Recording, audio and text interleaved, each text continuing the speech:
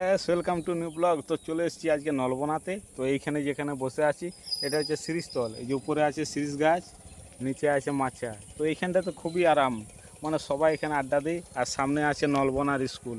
এই যে প্রাচীরটা দেখা পাচ্ছে, ওই প্রাচীরের পরেই আছে স্কুল, মানে এটা স্কুলেরই প্রাচীর। আর এটা হচ্ছে নলবনা মাঠ আর কি। এইখানে সবাই ছেলেরা খেলাধুলা করে, স্কুলের গ্রামের সবাই। আর এই জায়গাটাতে মানে সবাই বসে আড্ডা দেয়। আর এত সুন্দর বাতাস এখানে, প্রচণ্ড সুন্দর বাতাস। আর চারিদিকের ভিউটা খুব সুন্দর। সামনেই আছে তোমার শাল জঙ্গল। ও মানে এত সুন্দর বাতাস দিচ্ছে না, প্রচণ্ড। মনে হচ্ছে আমার ঘুমাতে মন করছে। আর এখন বাজে প্রায় দুপুর 11টা 12টা বাজে। তো এদিকে এসেছিলাম, তো ভাবলাম যে এখানে একটু বসি আর কি। অনেক দিন পেরিয়ে যায় আসি, মানে আড্ডা দিতে সময় পাই না। ওই জন্য আজকে সময় পেয়েছি যখন, বলি একটু বসে সবাইকে দেখাই জায়গাটা, পরিস্থিতিটা কীরকম। আর একটা কাকু দেখছি বাদাম বীজ পাড়ছে। যে এখানে আছে একটু বাদাম গাছ আছে আর কি, ওটা 10-15 গাছ আছে। তো যেগুলো পেছনে ধরেছিল আর কি, সেই বীজগুলো হয়তো পাড়ছে আর কি। আর এখানে দেখছি মিস্ত্রিরা কাজ করছে, খুবই ভালো। আর এখানে শিরীষ গাছটা প্রচুর আছে। আর সামনে এদিকেও বাদাম জঙ্গল, খুব খুব ছোট ছোট। আর শিরীষ গাছগুলো দেখো, সব শিরীষ গাছ। আর বাদাম জঙ্গলটাও মানে অনেকটা এলাকা জুড়ে আছে বাদাম জঙ্গল। আর আমরা সোজা রাস্তাতে যাই, মানে দুপুরবেলা যেদিনেই আধ ঘন্টা কেউ চলবে না, সেদিনেই শিয়াল পাই দেখতে।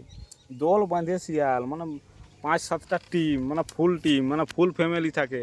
আর গরু বাছুর তো এই সময় নিয়ে যায় দুপুরবেলায়। মানে ছাগল মাগল যদি একা পেয়ে গেছে, ও ছাড়ে কসুর করবে না।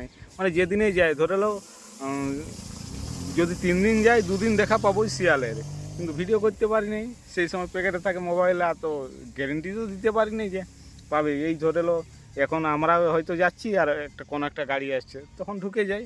তো এমন সময়, মানে ঠিক দুপুরবেলা মিনিমাম আধা ঘন্টা সময়ের যদি হেরফের থাকে, আর সেই রাস্তায় যদি কেউ না যায়, তারপরে যে যাবে সেই দেখা পাবে শিয়ালের পাল। প্রচণ্ড শিয়াল আছে এই জঙ্গলটাতে।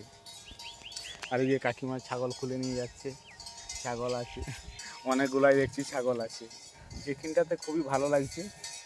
মাচাটার পরিস্থিতিটাও খুবই, অনেকটা জুড়ে আছে মাচাটা, পরিস্থিতিটা খুবই ভালো আছে। পুরো মোটা মোটা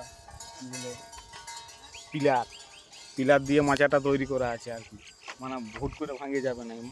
মাঝে 2-1টা কাঠ হয়তো দুর্বল আছে, কিন্তু দুর্বল রইলেও কিছু হবে না। উফ, কি সুন্দর লাগছে, খুবই সুন্দর। তো বন্ধুরা, এটাই ছিল দেখাবার।